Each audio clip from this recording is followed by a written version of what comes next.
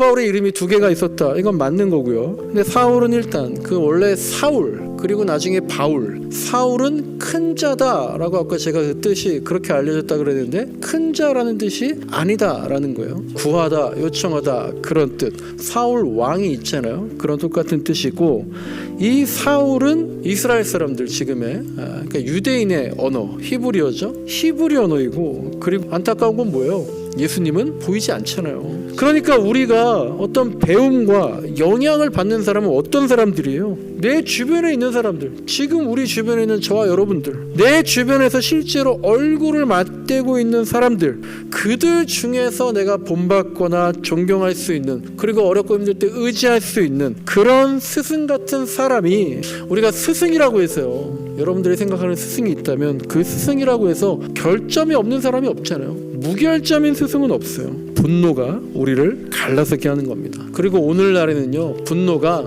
그냥 갈라서고 헤어지고 이걸 넘어서 서로를 죽이기까지 하고 있잖아요. 그러니까 그러고 보니까 저도 지난주에요, 정말 분노가 치밀어 오른 적이 한 번 있었는데요. 근데 그게 뭐 대단한 일이 아니에요. 운전을 하다가 화가 머리끝까지 나더라고요. 차를 몰고 저쪽에서 교회로 오는데 뒷차가 정말 저를요 너무 위협적으로 추월을 한 거예요. 그 슝 가길래 제가 빵빵대면서 막 상향등 키면서 막 너무 화가 나서 너무 놀라서. 그런데 그 운전자는 이제 자기가 네, 오늘은요 바울의 스승은 누구였을까? 바울의 스승은 누구였을까라는 제목으로 말씀을 나누려고 합니다. 먼저 이제 오늘 사도행전 9장 본문 말씀 보시면요, 바울과 바나바가 나오죠. 이 바울의 스승 역할을 바나바가 이 바울의 스승 역할을 했던 것 같다, 그런 걸 좀 느낄 수 있었습니다. 그러니까 바나바가 뭐 바울의 학교 선생님이다 아니면 학문적인 스승이다 이런 거는 아니었겠지만, 이 사울을 교회에 유대인 그리스도인들에게 데리고 와서 소개를 해주고, 그리고 바울의 진심을, 바울이 위험한 사람이 아니다, 바울의 진심을 보증해주는, 그리고 또 이제 바울을 그 교회 공동체에, 예루살렘 교회 공동체에 잘 적응할 수 있게 해주는, 그렇게 바울과 함께 선교하는 그런 차원에서 바나바가 이 바울의 스승이었다, 이렇게 보시면 될 것 같아요. 먼저 본문을 좀 보겠습니다. 9장 26절 보시면요, 9장 첫 번째 말씀이죠. 사울이 예루살렘에 가서 거기 있는 제자들하고 어울리려고 했다. 그래서 예루살렘에 있는 그 예수의 제자들은 사울도 자기들과 같은 제자라는 것을 믿을 수가 없어서 그를 두려워했다. 그렇게 9장 26절에 나와 있는데요. 여기 일단 사울이라고 나오죠. 사울은 바울의 또 다른 이름이잖아요. 뭐 제가 이런도 한번 말씀드렸지만 잠깐 짚고 넘어가면, 이게 이제 항상 우리가 사울이냐 바울이냐, 사울의 뜻은 뭐고 바울의 뜻은 뭐냐, 왜 사울이었다가 바울로 바꿔 부르게 되었느냐, 이게 정말 제가 초등학교 때 교회 학교에서 배운 거, 그게요, 제가 나중에 30살이 넘어서 신학대학원에 가고 목사 안수 받고 16년 동안 지금 부목사, 목사 이렇게 하고 있었는데, 참 이게 한번 머리에 주입된 게 정말로 바뀌지가 않더라고요. 제가 예전에도 말씀드렸는데 여러분 기억하시는지 모르겠어요. 우리가 이제 이 사도 바울이 원래 이름은 사울이었다. 그런데 예수님 믿고 전도하면서부터 바울로 바뀌었다.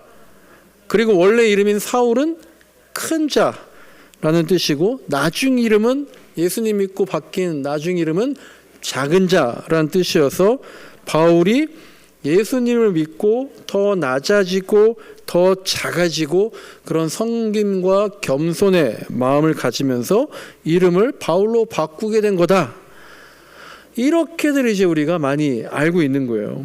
저처럼 교회 주일학교 때부터 열심히 예배 드리다가 거기서 들은 게 다 이렇게 배웠기 때문인데, 제가 이제 여기에 대해서도 여러분들에게 이게 아니더라 라는 걸 한번 말씀을 드렸음에도 저도 여전히 이런 생각을 갖고 있고, 잠깐만, 이게 아니었지, 근데 뭐였지? 라는 생각을 저조차도 그렇게 하게 된다는 거죠. 사도 바울의 이름이 두 개가 있었다, 이건 맞는 거고요. 근데 사울은 일단 그 원래 사울 그리고 나중에 바울, 사울은 큰 자다라고 아까 제가 그 뜻이 그렇게 알려졌다 그랬는데, 큰 자라는 뜻이 아니다라는 거예요. 구하다, 요청하다 그런 뜻. 사울 왕이 있잖아요. 그런 똑같은 뜻이고, 이 사울은 이스라엘 사람들 지금의 그러니까 유대인의 언어 히브리어죠. 히브리 언어이고, 그리고 이 바울이란 뜻은요, 바울은 작은 자라는 뜻이 맞아요. 근데 이 바울이 예수님을 믿고 그래서 나중에 사울 말고 바울이란 이름을 지은 것이 아니라 원래부터 갖고 있었던 그리스어인 그 그리스어 헬라어 이름이 바로 바울이다라는 거죠. 그래서 우리나라가 일제시대 때 한글 이름과 일본 이름 두 개 갖고 있을 때 있잖아요. 그런 식이고요. 그래서 성경의 13장 9절에 보면은 바울이라고 하는 사울이다 이렇게 표현이 돼 있어요. 이것을 이제 풀어서 얘기하면 헬라어로 그리스어로 바울이다라고 불리는 유대 사람 사울이다 이런 의미고요. 예를 들면 일본어로 사토, 나카무라 이렇게 불리는 한국 사람 김某某다 이렇게 생각을 하면 되는 거죠. 그러면 사울은 왜 나중에 바울이란 이름으로 불리게 되었을까? 이것은 바울이 유대인뿐만 아니라 사울이 유대인의 언어 히브리어라 그랬잖아요. 유대인뿐 아니라 나중에 이방인들에게 더 복음을 많이 전파했잖아요. 그러니까 유대인들만 더 알아듣고 친숙한 히브리어 이름인 사울로 쓰기보다는 이방인들, 그러니까 로마 사람이나 그리스 사람들 다 알아들을 수 있는 그 당시의 국제 공용어인 그리스어로 헬라어로 바울을 자연스럽게 더 많이 사용하게 됐다라는 거죠. 우리도 외국에 나가거나 외국 바이어들과 일할 때 영어 이름 갖고 있으면 그게 더 친숙하게 쓰이는 그런 게 바로 바울이다라고 생각하시면 됩니다. 어쨌든 이 바울이라고 하는 사람이 9장 26절 보니까요, 예수님의 제자들하고 어울리려고 했는데 뭐라고 합니까? 그 제자들은 사울을 믿지 못했더라는 거예요. 믿지 못할 뿐만 아니라 사울을 두려워했더라는 거죠. 다들 한 번쯤 들어보신 것처럼 사울은 어떤 사람이었습니까? 예수를 믿는 사람들을 잡아서 죽이는 그런 일을 했잖아요. 그런데 그런 그가 갑자기 나타나서 나도 이제 예수 믿을래, 너희들과 같이 예배할래, 그러니까 다들 의심할 수밖에 없는 거죠.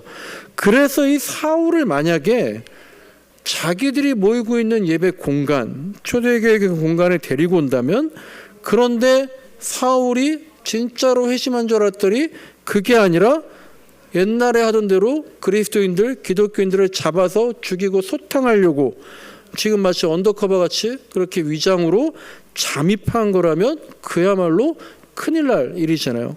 그러니까 지금 그리스도인들이 바울을 어떻게 대할까 조심스러워하고 의심할 수밖에 없다라는 거죠. 그런데 이제 사울은 얼마나 속이 터졌겠어요. 내가 정말 예수를 믿으려고 하는 건데. 그때에 바나바가 그 바울을 믿고 지지하고 도와준 겁니다. 그래서 9장 27절을 보시면요, 바나바가 어떻게 해요? 사울을 맞아 들였다라는 거죠. 그리고 다른 사도들, 즉 예수님의 제자들에게 사울이 예수님을 어떻게 믿게 되었는지 설명을 해줬다라는 거예요. 그래서 28절을 보시면요, 그런 바나바가 있었기 때문에 그 바나바 덕분에 사울이 예루살렘을 자유롭게 드나들 수 있었다라는 거죠. 예루살렘을 그렇게 자유롭게 드나들 수 있었다는 것은 수도인 예루살렘에서 제자들과 함께 예배드리고 같이 전도할 수 있었다라는 겁니다. 바나바는요, 예수님의 제자였을까요? 아니었을까요? 바나바는 예수님의 제자는 아니었습니다. 그러니까 사도도 아니었죠. 하지만 초대교회 때의 제자들과 그리스도인들 사이에서 그 신앙을 바나바가 많이 인정받는 사람이었어요. 그래서 그들 사이에서 초대교회 공동체 사람들에게 존경도 받고 인정도 받고 꽤 영향력이 있었던 그런 사람입니다. 그러니까 바나바, 그렇게 인정받고 존경받는 영향력 있는 사람인 바나바가 사울의 회심, 그의 신앙, 사울이 진짜 예수님 믿기로 했어요, 이걸 보증해 주니까요, 그 덕에 사울이 그리스도인들과 함께 할 수 있었던 거예요. 아니면 정말로 우리 잡아서 고문하고 죽였던 그런 사울, 스데반이 죽었을 때도 순교했을 때도 그 옆에서 지켜보고 있었던 사울을 그리스도인들이 어떻게 쉽게 받아들일 수가 있었겠어요. 그런데도 사울은 그렇게 바울이 도와줬음에도 그리스도인들에게 살해당할 뻔한 일들이 있었다라고 오늘 읽은 본문 위에 보면 13장에 그런 말씀들이 나오고, 또 동시에 지금 오늘 본문에는 바울이 누구한테 생명의 위협을 느꼈다고 하는 겁니까? 자기의 지지 기반이었던, 원래 내가 활동했던 같이 있었던 유대인들에게마저도 살해 위협을 느끼고 있는 거예요. 그게 29절에 나와 있습니다. 그러니까 지금 사울이요, 이 바울이 양쪽 모두에게 미움을 받고 양쪽 모든 사람들이 지금 사울을 죽이려고, 너 정말 우리 믿는 거 맞아? 아닌 것 같은데? 죽이려고. 야, 너 이제 굴로 갔다고? 어떻게 그럴 수 있어? 죽이려고.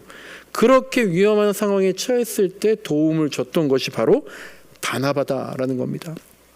그러니까 바나바가요, 사울한테는 어떻게 보면 생명의 은인이기도 한 거고요, 또한 교회 공동체에 잘 정착할 수 있도록 도와준 스승의 역할을 했던 겁니다. 그런데 이제 오늘 또 하나의 본문인 사도행전 15장을 보시면요, 바나바와 바울이, 그럼 바나바와 바울이 어떤 장면이 나옵니까? 결별하는 장면이 나오는 거예요. 먼저 15장에 36절 보시면요, 바울이 바나바에게 선교 여행을 제안합니다.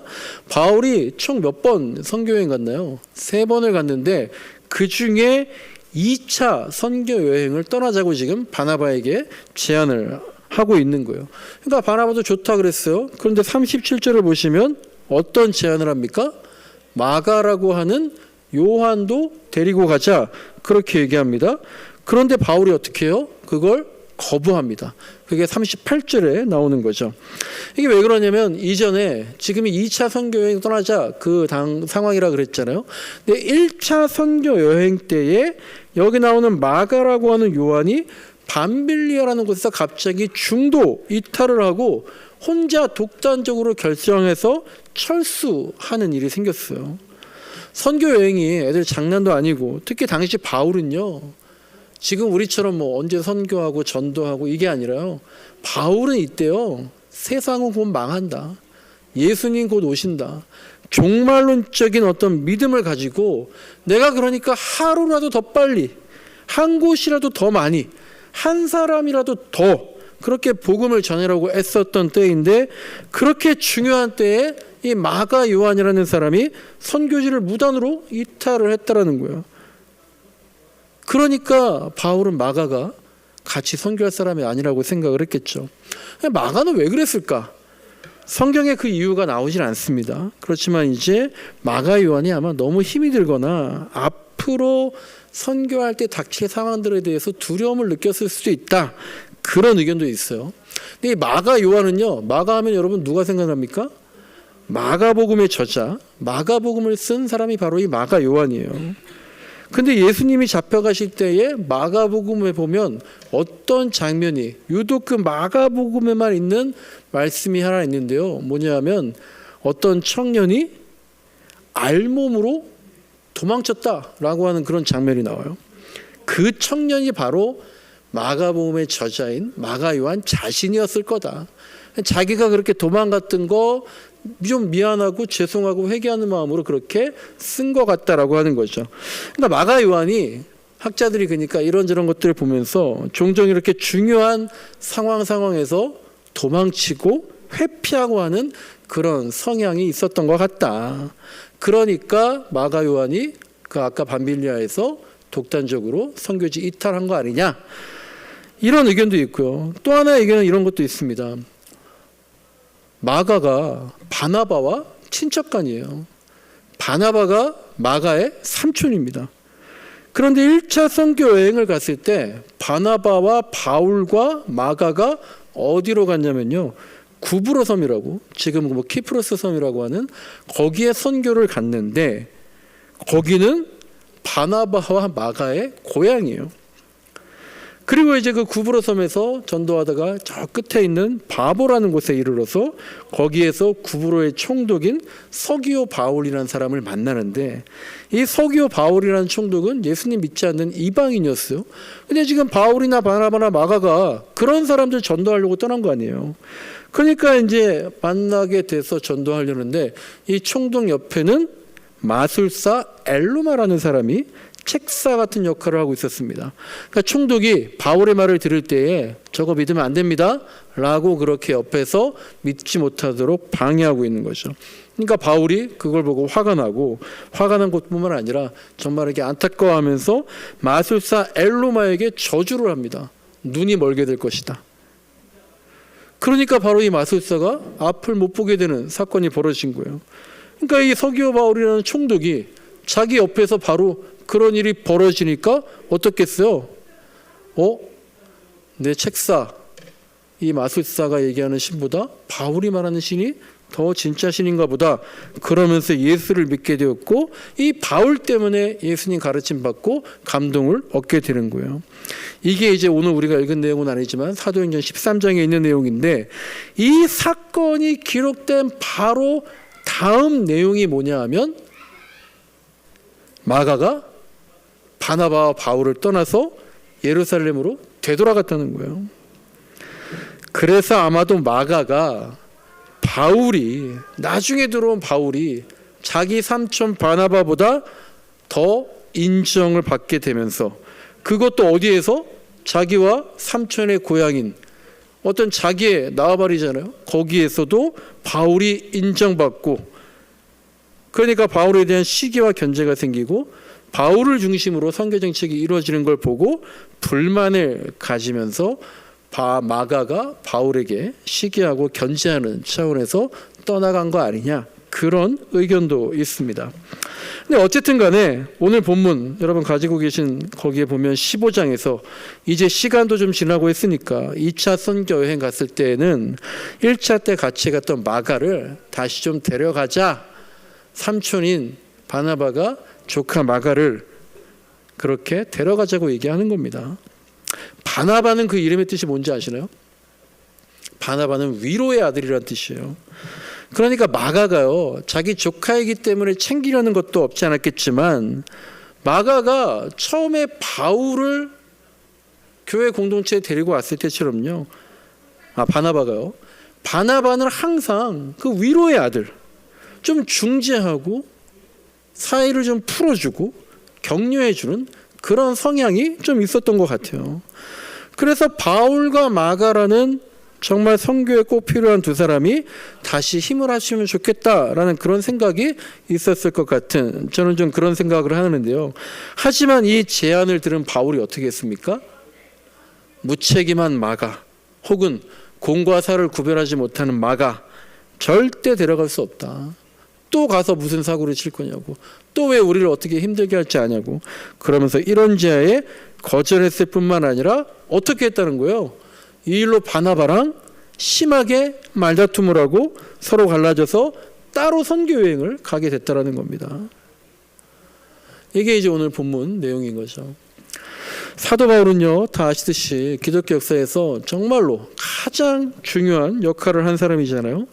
예수님 말씀을 직접 듣지 않았어도요, 오히려 예수님의 정신을 신학적으로 일목요연하게 정리해서 그게 우리에게 복음의 틀을 전해줄 수 있었던 거죠.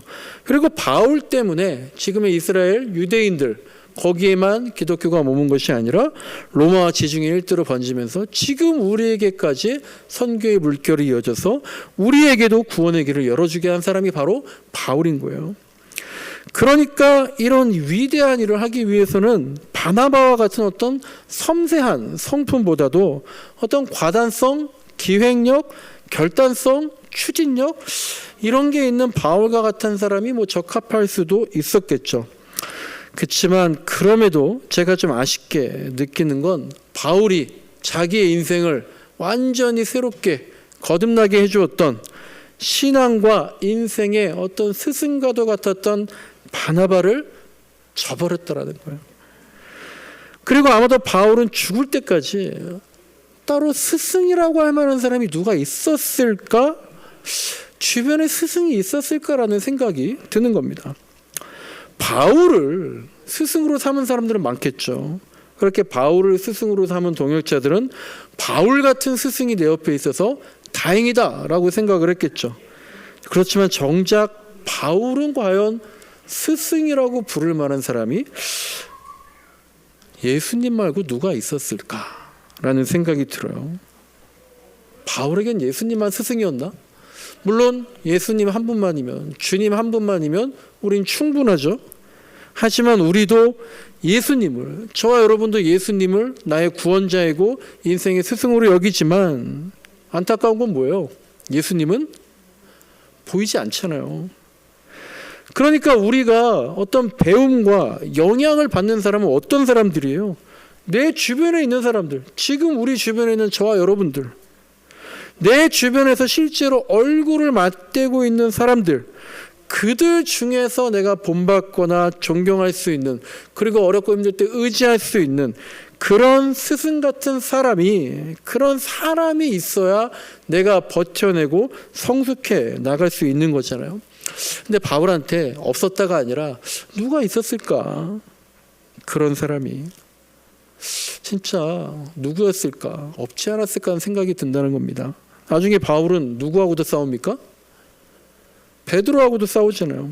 물론 베드로가 잘못한 게 있고 바나바도 바울이 보기엔 잘못이라고, 바울 내가 보기엔 지금이 어렸던데 바나바가 인정에 이끌리고 있냐, 그렇게 잘못된 걸로 생각할 수 있겠지만 자기가 예루살렘 기독교 교회 공동체에서 스승으로 삼을 수 있는 사람들, 자기가 의지할 수 있는 사람들 베드로와 바나바거든요.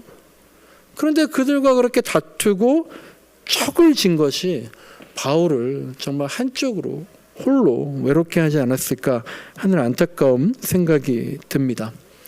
우리가 스승이라고 해서요, 여러분들이 생각하는 스승이 있다면 그 스승이라고 해서 결점이 없는 사람이 없잖아요. 무결점인 스승은 없어요. 스승이라고 해서 그가 판단하는 게 다 맞는 거 아니잖아요. 모르겠어요. 교수님이라든지 선생님이라든지 그분들은 다 맞아야 될 것 같은, 그럴지도 모르겠어요. 정확해야 될지 모르겠어요. 하지만 스승은 맞고 틀린다 그런 대상이 아니라 존경과 공감의 영역이 더 큰 것 같은 거죠. 우리 아버지가, 우리 어머니가 항상 옳은 말과 행동만 하지 않음에도 우리는 부모님에게서 그런 것만 요구하고 있는 건 아닌 것과 같은 거죠. 그런 면에서 오늘 바울을 볼 때에 바울의 스승이 누구였을까? 바울에게 스승이 있었을까? 바울은 예수님 말고 매일 스치는 사람 중에서 존경하는 뒷모습을 가진, 바울이 뒤따라가는 그런 뒷모습을 가진 그런 스승을 모시고 있었을까? 만약에 그렇지 않았다면 바울은 참 안타깝다, 외로웠겠다. 그리고 바울은 자기보다 위에 있는 사람들과 너무 많이 다투고 척을 지고 결별한 거 아닌가, 그런 안타까움이 듭니다. 사도행전 당시에요, 전도의 물결을요, 선교의 물결을 주도하는 사람들이 있었어요. 베드로가 있었죠. 그리고 야고보가 있었죠. 그리고 바나바가 있었습니다. 거기에 바울이 후발주자로 들어간 거예요. 이 사람들이 모두 예수님을 전한다고 하지만 당연히 사람들이 모여있을 때 베드로가 수장으로 정치역학적인 어떤 그런 주도권 다툼이 있었을 거예요. 거기에서 바울은 상당히 원칙적이고 까탈스럽고 드센 사람이었어요. 혹은 바울은 너무 확신에 차 있었어요. 뒤늦게 예수를 믿었기 때문에, 게다가 원래는 예수 믿는 사람들 잡아 죽이는 사람이었기 때문에, 근데 자기가 예수님의 기적을 체험하고 너무 확신에 차 있어서 정말 다른 건 아무것도 보이지가 않고 중요하지가 않았던 거예요. 예수님, 복음, 이것 외에는 다 불필요하고 타협이란 걸 하면 변절자로 생각했던 거예요. 그러니까 자기보다 더 먼저 있었고 결정권을 가진 사람들과 대결 구도가 형성이 되어 있었을지도 모르는 거죠. 그런데 바울과 바나바가 싸운 이유는 그런 것 때문에 싸운 겁니까? 절대로 포기할 수 없는 복음, 진리, 정의, 그런 것 때문에 바울과 바나바가 싸운 게 아니잖아요. 뭐 때문에 싸웠어요? 사람 때문에 싸운 거예요. 관계 때문에 싸운 겁니다. 같은 팀원 때문에, 마가 요한이 문제였기 때문에 싸운 거예요. 그놈과는 절대로 같이 일할 수 없다. 이것 때문에 자신의 은인이자 스승이었던 바나바도 자기가 결별을 하게 된 거예요. 성경에 심하게 다투었다.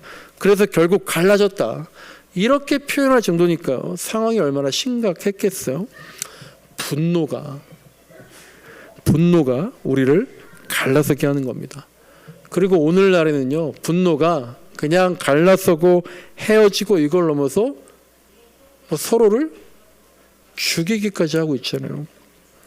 지난주엔 특히 너무 좀 당혹스러운 사건들 많이 있었던 것 같은데, 예전에 수능 만점 맞았던 지금 명문대 의대생으로 있는 청년이 여자친구와 헤어진다 그래가지고 살인을 한 사건이 우리에게 큰 충격을 주고, 또 부산에서는 법원 앞에서 유튜버가 또 유튜버를 죽이는, 저 사람은 죽을 사람이다라고 생각해서 죽였다고 하면서 그걸 또 방송에서 계속 글을 내면서 알리고 있는, 이게 이제 자신들은 다 이유가 있겠죠. 자기들은 다 이유가 있고 그럴 수밖에 없다고들 하지만 객관적으로 우리가 그런 보도를 보게 되면 정말 분노를 참지 못하는 거거든요.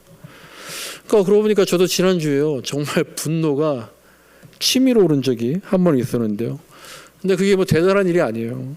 운전을 하다가 화가 머리끝까지 나더라고요. 차를 몰고 저쪽에서 교회로 오는데 뒷차가 정말 저를요, 너무 위협적으로 추월을 한 거예요. 슝 가길래 제가 빵빵대면서 막 상향등 키면서 막 너무 화가 나서 너무 놀라서, 그런데 그 운전자는 이제 자기가 잘못한 게 없다라고 생각을 하는 거죠. 그냥 가는 거예요. 그래서 제가 막 씩씩대면서 가는데 마침 또 그 운전자 차가 저랑 같은 방향이더라고요. 그래서 우회전하면서 가는 거예요. 그러니까 제가 또 화를 못 사기고 빵빵대면서 막 상향등 막히고 하니까 이 차가 섰어요. 근데 좀 그냥 비상등 켜고 이렇게 미안하다고 깜빡깜빡하고 가면은 저도 그냥 그랬을 텐데, 어쨌든 이제 이분은 자기가 잘못한 게 없더라고 생각하니까 근데 방향에 갖다서 갔는데 섰어요. 그래서 제가 그 앞에다가 차를 세우고 난생 처음으로 제 차문에서 내려서 그 뒷차 사람한테 갔어요. 운전을 왜 그따위로 하냐고. 어떻게 됐을까요?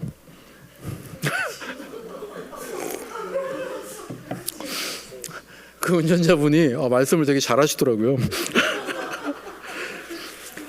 저는 어버버 하는데, 나는 정상적으로 추월한 거다.